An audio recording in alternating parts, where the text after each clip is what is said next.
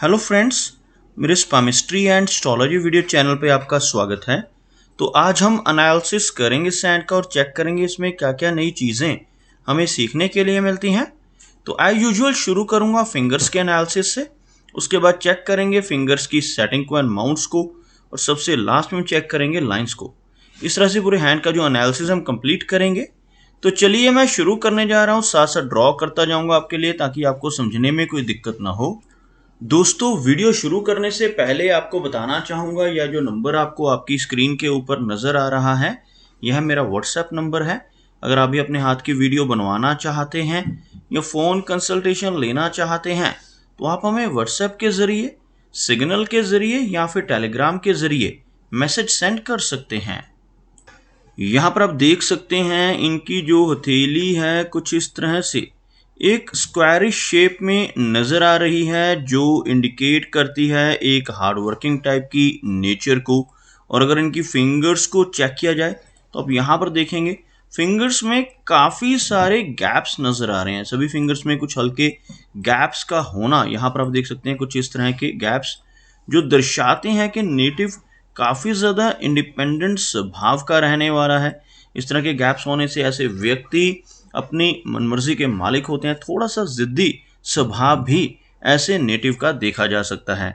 और अगर हम फिंगर्स की लंबाई की बात करें तो आप यहाँ पर देखेंगे फिंगर्स काफ़ी अच्छी लेंथ में हैं, और शनि फिंगर का बिल्कुल स्ट्रेट होना और अच्छी लंबाई में होना दर्शाता है कि ऐसे नेटिव हार्डवर्किंग रहेंगे और ऐसा व्यक्ति डिसिप्लिन्ड होता है। अनुशासन प्रिय टाइप की पर्सनैलिटी ऐसे नेटिव की देखी जा सकती है।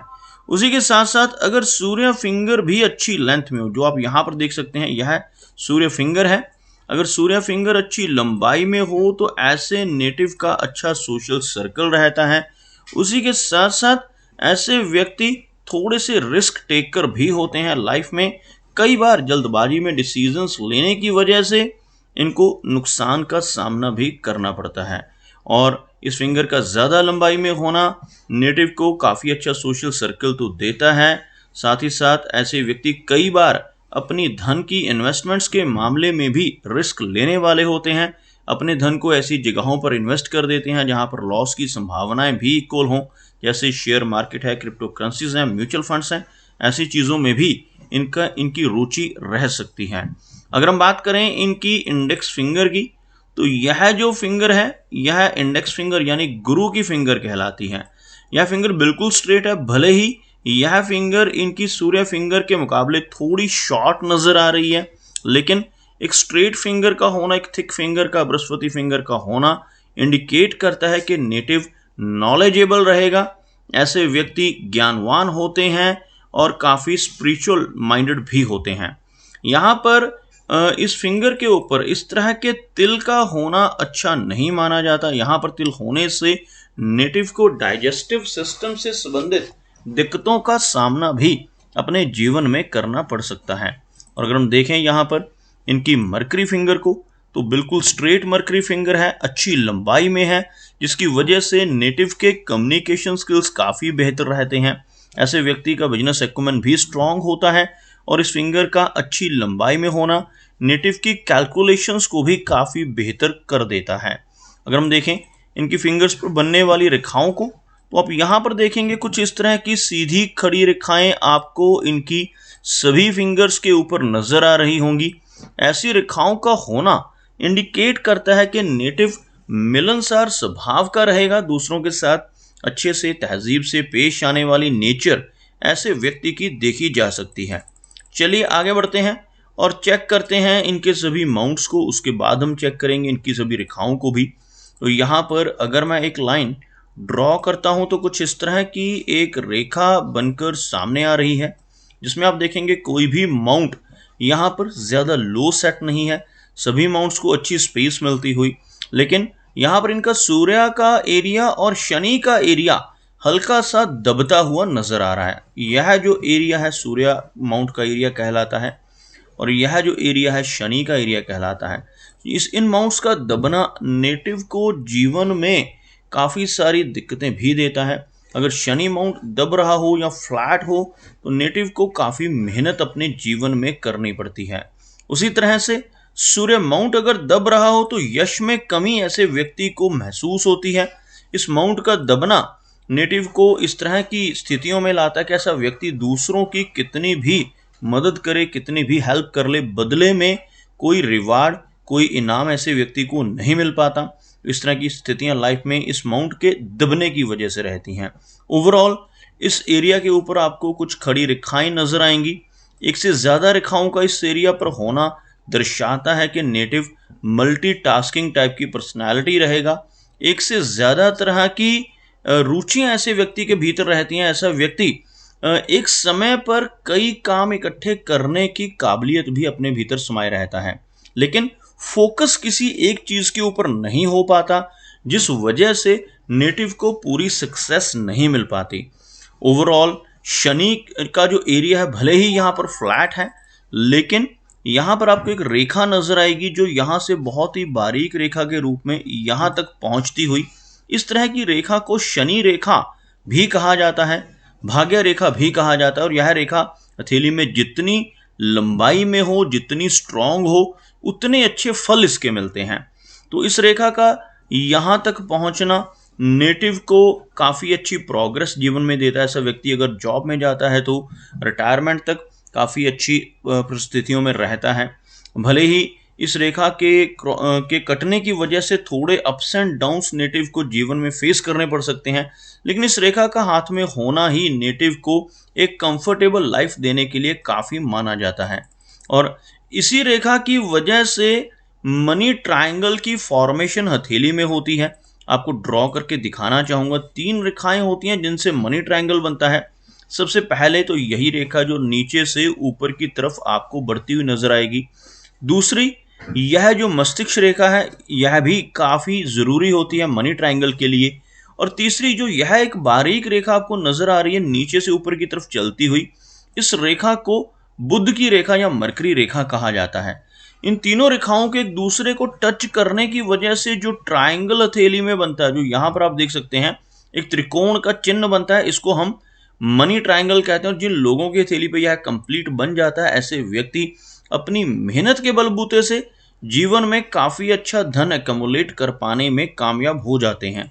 अगर हम बात करें इनके बुध माउंट की, यानी यह वाला जो मरकरी का एरिया है, यह हल्का सा सेंटर से आपको दबता नजर आएगा, लेकिन इस माउंट के ऊपर खड़ी रेखाओं का होना काफ़ी अच्छा माना जाता है। अब देख सकते हैं कुछ ऐसी बारीक खड़ी रेखाएं इस एरिया पर मौजूद हैं, और इस माउंट की तरफ बढ़ने वाली रेखाएं भी काफ़ी लकी होती हैं। यहाँ पर आप देख सकते हैं ऐसी रेखाएं आपको नजर आएंगी। इस तरह की रेखाएं होने से नेटिव का जो माइंड है वो काफ़ी शार्प रहता है। ऐसे व्यक्ति बिजनेस माइंडेड होते हैं, माइंड इनका काफ़ी अच्छे से इनकी हेल्प करता है। और ऐसे व्यक्ति की कैलकुलेशंस, ऐसे व्यक्ति के कम्युनिकेशन स्किल्स ये काफ़ी बेहतर हो जाते हैं। बुध का अच्छा होना जीवन में व्यक्ति को विटी बनाता है। ऐसे व्यक्ति अपनी कम्युनिकेशन स्किल्स की वजह से समाज में पहचाने जाते हैं। और अगर हम बात करें इनके बृहस्पति यानी गुरु पर्वत की, तो आप देखेंगे यह एरिया आपको उभरा हुआ नजर आएगा। और बृहस्पति माउंट जिन लोगों का ऊपर की तरफ उठा हुआ होता है, ऐसे व्यक्ति को जीवन में हर तरह के सुख मिल जाते हैं। और इस माउंट का उभरा हुआ होना नेटिव को फैमिली की तरफ से तो सुख देता ही है, साथ ही साथ नॉलेजेबल इंसान भी बनाता है। यह माउंट अगर स्ट्रांग हो तो ऐसे व्यक्ति दूसरों की मदद करने वाले होते हैं, आदर्शवादी होते हैं और काफ़ी धार्मिक प्रवृत्ति के होते हैं। तो इस माउंट का यहाँ पर प्रोमिनेंट होना व्यक्ति को काफ़ी पॉजिटिव बनाता है। बात करते हैं इनकी मेजर लाइंस की, तो आप यहाँ पर देखेंगे यह जो रेखा है इसको हम हार्ट की लाइन कहते हैं। यह रेखा इनके केस में सीधा इनके गुरु पर्वत तक पहुंचती हुई नजर आ रही है। इस वजह से ऐसे नेटिव काफ़ी आदर्शवादी होते हैं, दिल से स्पिरिचुअल रहने वाली पर्सनालिटी ऐसे व्यक्ति की देखी जा सकती है जिनकी हृदय रेखा सीधा बृहस्पति माउंट तक पहुंच जाए। और इसी रेखा में से एक ब्रांच निकलकर यहाँ पर एक विष्णु सिंबल बनाती हुई भी नजर आ रही है।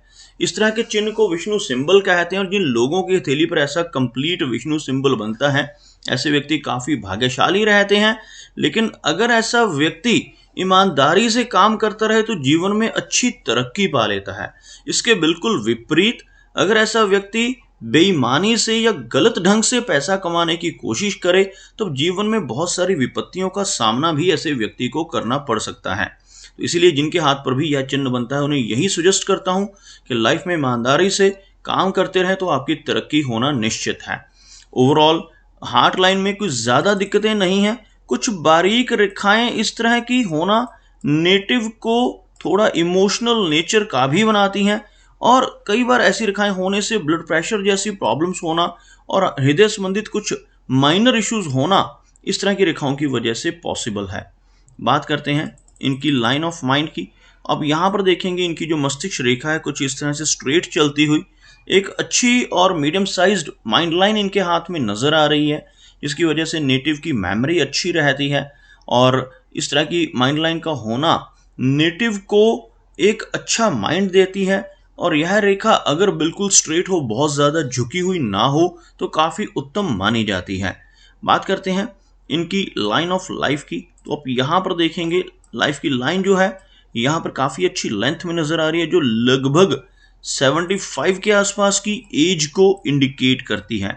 इस एरिया से यह रेखा शुरू होती हुई और लगभग यहाँ तक पहुँचती हुई, उसके बाद कुछ ओवरलैपिंग से यह रेखा आगे बढ़ती हुई, जो इंडिकेट करती है कि लाइफ लाइन के इस तरह की हल्की ब्रेक होने की वजह से 60s के आसपास की एज में चलकर थोड़ी सी हेल्थ रिलेटेड इश्यूज का होना स्वाभाविक है।